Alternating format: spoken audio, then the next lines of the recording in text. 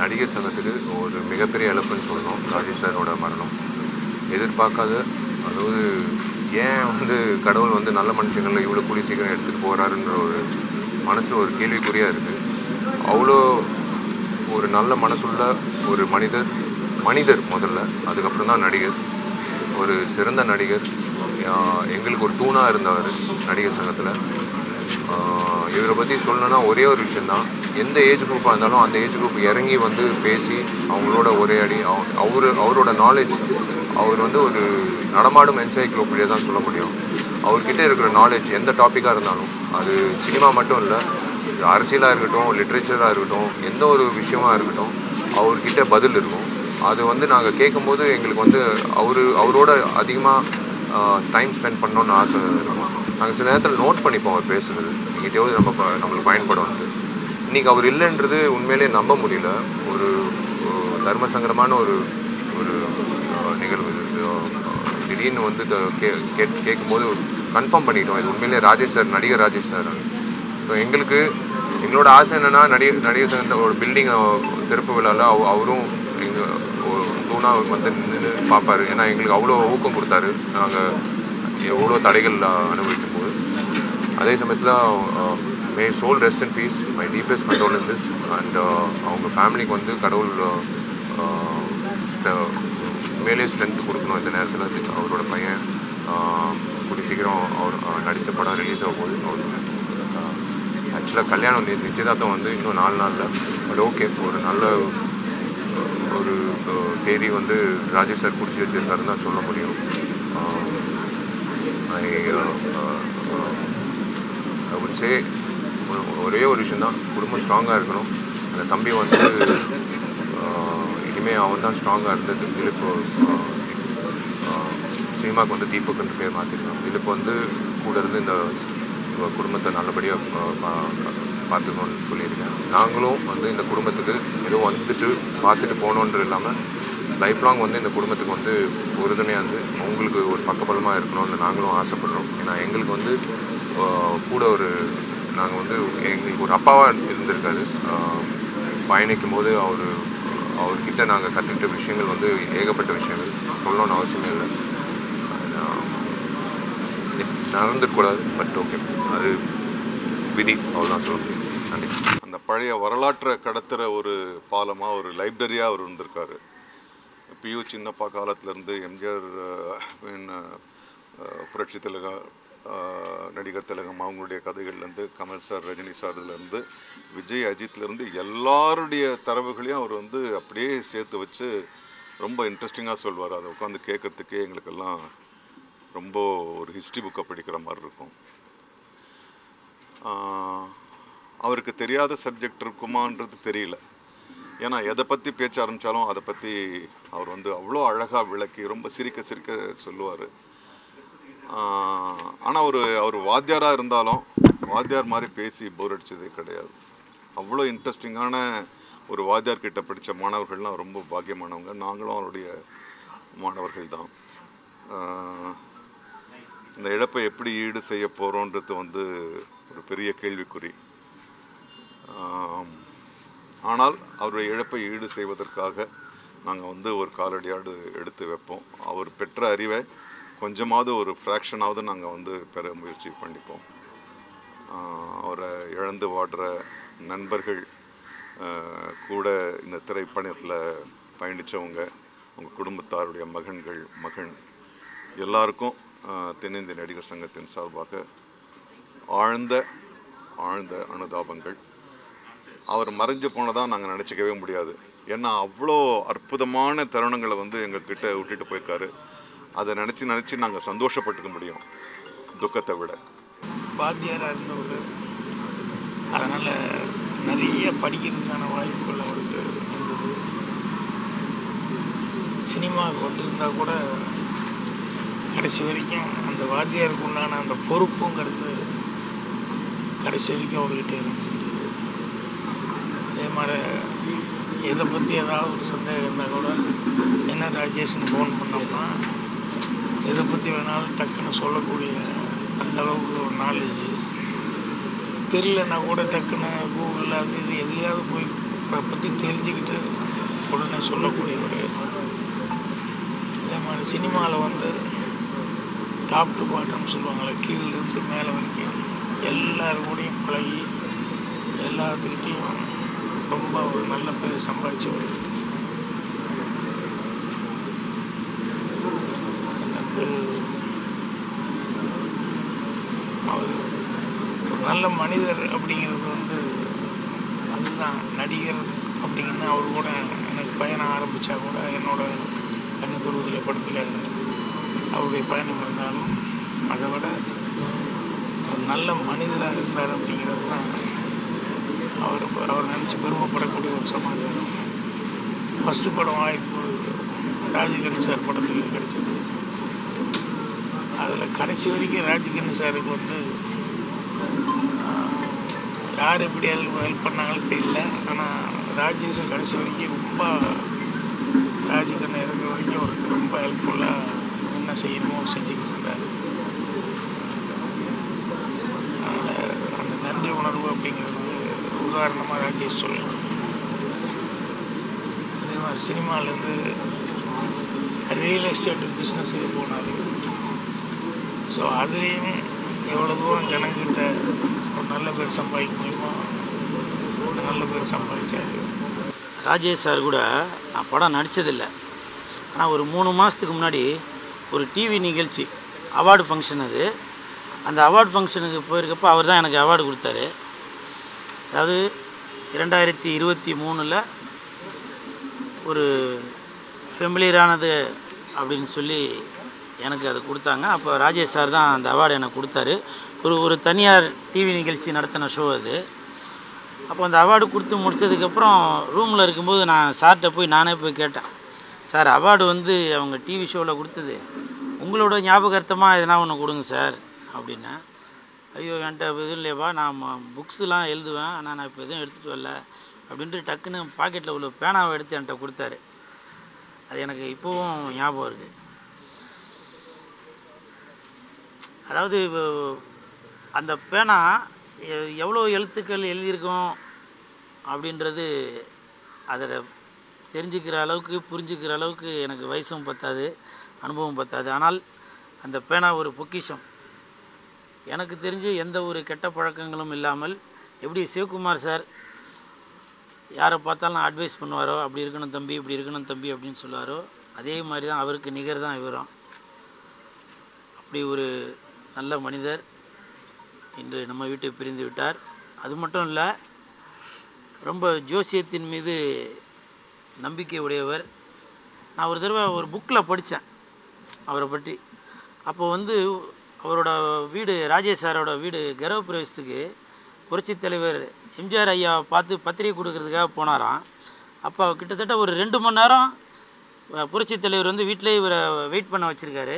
அப்போ ராஜேஷ் சார் வந்து கோவப்பட்டு வந்துட்டாராம், என்ன 2 மணி நேரமாக வெயிட் பண்ணுறோம், வரவே இல்லையே அப்படின்னு கோவப்பட்டு வந்துட்டாராம். ஆனால் பத்திரிக்கை கொடுக்காமலேயே புரட்சித் தலைவர் அவர்கள் அவருடைய கிரகப்பிரவேசத்துக்கு அட்டன் பண்ணியிருக்காரு. அட்டன் பண்ணது மட்டும் இல்லாமல் அவர்கிட்ட அந்த வார்த்தையை சொல்லியிருக்காரு, எதுக்காக ஒன்று நான் 2 மணி நேரம் வெயிட் பண்ண வச்சேன் அப்படின்னாக்கா, அந்த நேரம் ராகு காலமாக இருந்துச்சு. ஸோ அந்த நேரத்தில் நீயும் நம்பிக்கை உள்ளாள், நானும் நம்பிக்கை உள்ளாள், அதனால் அந்த நேரத்தில் பத்திரிக்கை வாங்க வேணான்னு சொல்லி தான் நான் வெயிட் பண்ண வச்சேன் அப்படின்னு சொல்லி சொன்னார். அப்படி எல்லாரும் கூடவும் நட்புல உள்ளவர். சினிமாவில் மட்டுமல்ல, இப்போ அரசியல்வாதிகள் கூட இவர் கூட நட்புல உள்ளவங்க தான். இப்போ உள்ள விடுதலை சிறுத்தைகளாக இருந்தாலும் சரி, ஏடிஎம்கே, டிஎம்கே, பாமக, பாஜக, இப்படி அனைத்து தலைவர் கூடயும் நட்புல உள்ளவர். படத்தில் மட்டுமல்ல, நேர்லேயும் ஒரு நேர்மையான நம்பிக்கையான உள்ள மனிதர் ராஜேஷ் சார். உங்களுடைய ஆத்மா சாந்தி அடையணும். அது மட்டும் இல்லை, உங்களுடைய மகனுக்கு வருகிற 6ஆம் தேதி அன்று நிச்சயதார்த்தம் கேள்விப்பட்டேன். ஆனால் அதான் ஒரு தந்தைக்கு ஒரு பெரிய கனவு, என்னதான் நம்ம கோடீஸ்வரனாக இருந்தாலும் இல்லை ஏழையாக இருந்தாலும் தன்னுடைய மகனையும் மகளையும் திருமணம் பண்ணி ஒரு பேரம்பேத்தியை பார்த்துட்டு போகிறது தான் அந்த தாய் தந்தையோட ஒரு பெரிய பாக்கியமாக நினைப்பாங்க. எத்தனை கோடி வச்சுருந்தாலும் சரி, இல்லை ஏழையாக இருந்தாலும் சரி, அந்த பேரம்பேத்தியை வயசான காலத்தில் அவங்கள தூக்கி மடியில் வச்சுட்டு கொஞ்சிட்டு இப்படி நம்மளுடைய நேரங்காலம் போகணும் அப்படின்னு நினைப்பாங்க. ராஜேஷ் சார் ஆத்மா சாந்தி அடையணும். நாளைக்கு அப்பாவை இங்கேருந்து 1 o'clock கூட்டிகிட்டு போய் 2 o'clock வந்து அசோக் நகர் சிஎஸ்ஐ விக்டோரியாஸ் கிராஸில் prayer meeting, 2 to 3 prayer meeting முடிஞ்சோடனே அங்கேருந்து நேராக கீழ்பாக் சிமெண்ட்ரியில் ஃபைனல் பரியர், இறுதி அடக்கம். நான் அவர் கூட சிறைப்படம் நடிச்சிருந்தேன். அதுக்கப்புறம் பல டிவி தொடர்கள் நிறைய வந்து அவருக்கு ஜோடியாக நடிச்சிருந்தேன். அதுக்கப்புறம் இப்போ கடைசியாக நான் நடித்தது ஆரியா படம், காதர் பாட்ஷா எனும் முத்துராமலிங்கம், அதில் அவருக்கு ஜோடியாக நடிச்சிருந்தேன். அதுதான் நான் சாரை கடைசியாக பார்த்தது.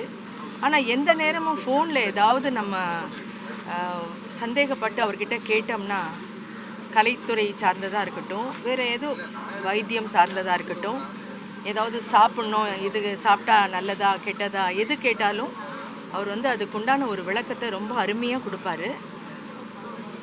அது மட்டும் இல்லாமல் நம்ம ஃபோன் பண்ணும்போது அவர் எடுக்கலை அப்படின்னா அவரே மறுபடியும் கூப்பிடுவார். அப்படி ஒரு உன்னதமான மனிதர், ரொம்ப நேர்மையானவர், ரொம்ப டிசிப்ளின். அவர்கிட்ட நிறைய விஷயங்கள், அதாவது டைம் பஞ்சுவாலிட்டி, டைலாக் பேசும்போதெல்லாம் அதுக்கு உண்டான ஒரு அந்த உயிர் தன்மையை கொடுக்கணும் அப்படிங்கிற ஒரு அதுக்குண்டான மதிப்பு கொடுக்கணுங்கிறதுல ரொம்ப கவனமாக இருப்பார். தொழில் தான் அவருக்கு, கலைத்தொழில் தான். எந்த நேரமும் எதை பற்றி பேசினாலும் வந்து கலை சம்மந்தப்பட்ட விஷயத்தை தான் நிறைய சொல்லுவார். நிறைய வந்து ஒரு என்சைக்ளோபீடியா தான் சொல்லணும். ஆனால் இப்படி ஒரு திடீர் முடிவு வந்து நினச்சி கூட பார்க்க முடியல. ஏன்னா தன்னை வந்து அவ்வளோ அழகாக பார்த்துப்பார் அவர். தண்ணி குடிக்கணுன்னா கூட வெளியில் குடிக்க மாட்டார் அவர். அதுக்குண்டான ஒரு வாட்டர் அவர் வச்சுருப்பார். எப்படி வந்து தான் எனக்கு ஷாக்கிங்காக இருந்தது. பையன் மேலே ரொம்ப பிரியமாக இருப்பார். என் பையன் நடிச்சுக்கிட்டு இருக்காம்மா, நடிப்பது ஆர்வமாக இருக்கிறாருமா அப்படின்னு பையனை பற்றி பேசுவார். நிறைய தடவை நாங்கள் ஃபோனில் தான் பேசியிருக்கோம். பட் ரொம்ப அருமையான மனிதர். அவர் இந்த மாதிரி சடனாக ஆனது உண்மையிலேயே வலிக்குது, மனசுக்கு ரொம்ப வலிக்குது.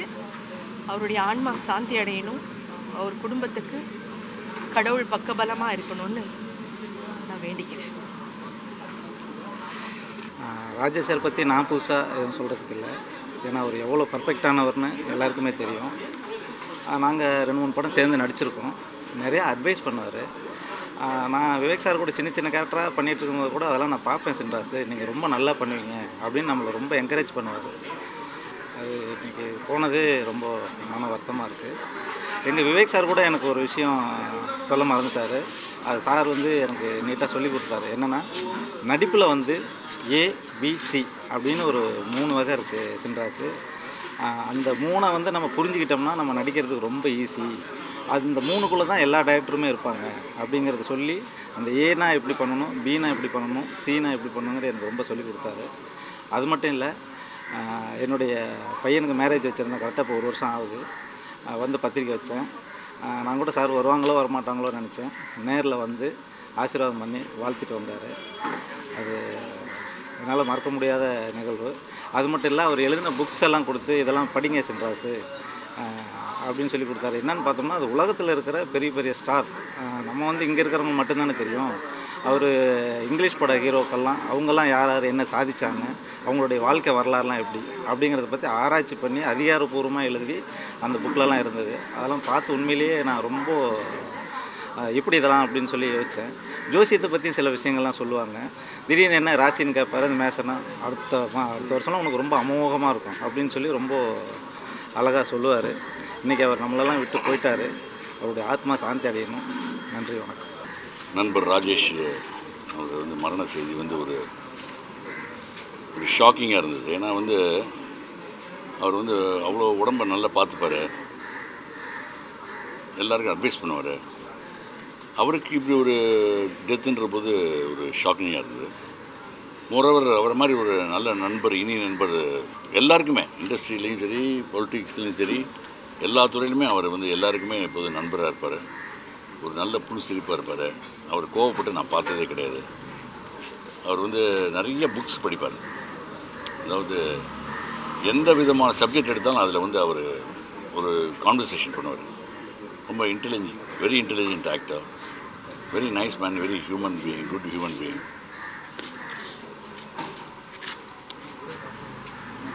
My heartfelt condolences to his family and to his people.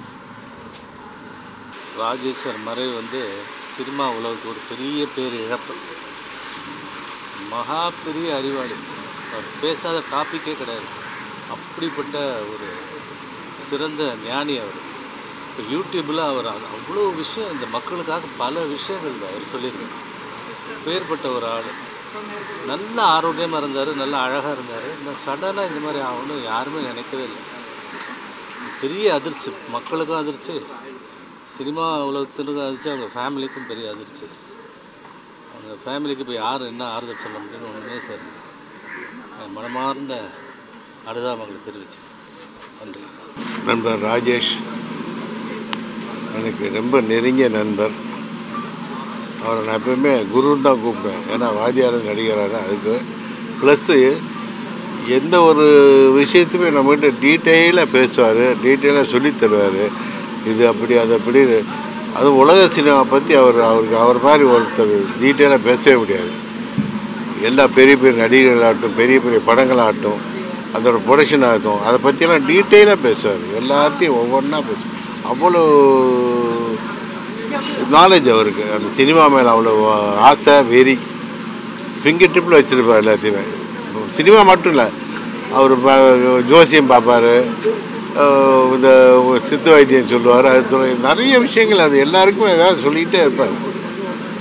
எல்லாரும் மேலேயும் ரொம்ப அன்பான ஒரு நண்பர். ஆனால் அவர் ரொம்ப ஹெல்த் கான்சியஸ் மேன். அவர் எப்படி திடீர்னு இப்படி ஆச்சுன்னு எனக்கு ஒன்றும் ஒரு பெரிய ஒரு ஆச்சரியமான ஒரு விஷயம். ஏன்னா தண்ணி கொண்டு ரொம்ப ஃபில்டர் பண்ணி அது பண்ணி அப்படி தான் குடிப்பார் அவர். அந்தளவுக்கு ரொம்ப ஹெல்த்தாக இருப்பார். கரெக்டாக 8 மணிக்கு டின்னர் முடிப்பார். அதை நிறுத்த மாட்டார். அது எந்த ஷூட்டிங்காக இருந்தாலும் சரி, அது 8 மணிக்கு 7:30 மணிக்கெல்லாம் அந்த அவர் டின்னரை முடிச்சிடுவார் நைட்டு. அந்த அளவுக்கு ரொம்ப இதாக இருப்பார். சரி, அவ்வளோதான், வேறு என்ன பண்ணுறது. அவர் ஆத்மா சாந்தியோடய எல்லாம் உள்ள இறைவனை வேண்டிக் கொள்கிறேன். நன்றி, வணக்கம். ரொம்ப ஒரு எதிர்பார்க்காத ஒரு டெத்து ராஜேஷ் சார். 1990 அவருடைய பழக்கம். கந்தசாமி அவர்கள் எழுதிய தொலைந்து போனவர்கள் அப்படிங்கிற ஒரு நாவலை படமாக்கி அந்த சின்ன வயசில் இருந்த அந்த கல்லூரி ஸ்கூல் படிக்கிற நாட்கள்லேருந்து வந்த அந்த ஒரு நட்பு நடுவில் எப்படி காணாமல் போகுது, அது எப்படி மறுபடியும் நம்ம சேர்க்கணுன்னு நானும் ராஜேஷ் சாரும் ஒரு தூர்தர்ஷன் 2ல் பண்ணோம். அதுலேருந்து பழக்கம். நிறைய படங்கள் இவர் இருக்காருன்னு லொக்கேஷனுக்கு நம்ம இன்றைக்கி யாரோ அவரோட சீனின்னு நம்ம கேட்கும்போது, சார் இன்றைக்கி இவங்க இருக்காங்க, ராஜேஷ் சார் இருக்காங்க போது நான் கொஸ்டின்ஸை ப்ரிப்பேர் பண்ணிட்டு போவேன். இவர்கிட்ட நிறைய டவுட்டு கேட்கலாம், எந்த சப்ஜெக்டை பற்றியும் கேட்கலான்னு. ரொம்ப சுருக்கமாக சொல்லணும்னா ஹீஸ் அன் என்சைக்ளோபீடியா. எந்த ஒரு சப்ஜெக்டை கொடுத்தாலும் அவர் பேசுவார். சமீபமாக நான் 2022 யானை படத்திற்கு ஹரிசார் படத்துக்கு பழனி போயிருக்கும் பொழுது அவர் சொல்கிறார், விஜய் சார் உங்களுக்கு ஒரு விஷயம் தெரியுமா அப்படின்னு. சரி, என்ன சார் அப்படின்னா, உங்கள் ஜாதகத்தில் ஒரு சின்ன ஒரு ஏதோ மிஸ் ஆகிடுச்சு, பட் அதனால் புரியல சார் அப்படின்னா. உங்களுடைய பர்த்டேவும் ஒபாமாவுடைய பர்த்டேவும் ஒரே நாள் ஒரே வருஷம் தெரியுமான்னாரு. சார் எனக்கு தெரியல சார் எனக்கு அப்படின்னா. என்ன நீங்கள் ஜனாதிபதி ஆக முடியலன்றதை விட அவர் தலைவாசல் விஜய் ஆக முடியலன்னு ஒன்று. You know the sense of humour, அவர் இருக்கிற இடம், அந்த எனர்ஜி, அது இட்ஸ் இன்ஃபெக்ஷியஸ். எந்த விஷயத்தை பற்றி பேசினாலுமே அவர் he will go in detail, in டெப்த்தாக போயிட்டு அதுக்கு ஒரு சரியான ஒரு வாட் யூ கால் விளக்கமும் ஒரு ரெஃபரன்ஸ் எல்லாமே போட்டு கொடுத்துக்க அழகாக பண்ணுவார் அவர். டெஃபினெட்லி அவருடைய இழப்பு சினிமா இண்டஸ்ட்ரிக்கு மட்டும் இல்லை, அவரை நம்பி இருக்கிற ஒரு நிறைய விஷயங்கள் மோட்டல் வச்சுருந்தார், அந்த மோட்டல் ஹைவேல வந்து அந்த விஷயங்களை பற்றி பேசுவார். ஸோ ஐ திங்க் அவருடைய வாழ்க்கையை அவர் வந்து ரொம்ப நல்லா வாழ்ந்தார். இந்த மாதிரி இறப்பெல்லாம் வந்து டெஃபினெட்லி ரொம்ப ஈடு செய்ய முடியாதது. But at the same time அவர் எந்த கஷ்டமும் இல்லாமல் ரொம்ப நிம்மதியாக போய் இறைவனடி சேர்ந்தாருங்கிறது தான் நம்மளுக்கு ஒரு ஆறுதல். என்ன ஜூன் 2ஆம் தேதி வரைக்கும் இருந்திருக்கலாம்ல, அதுக்கப்புறமா இருக்கணும். பட் அவருடைய பையனுடைய நிச்சயதார்த்தம் அப்படின்னு ஒன்று இருக்கு இல்லையா, I knew them right from childhood. ரொம்ப ஒரு துக்கமாக இருக்குது. But at the same time he went away peacefully. Rest in peace and we love you, Rajesh sir. உங்களுடைய legacy definitely it will continue.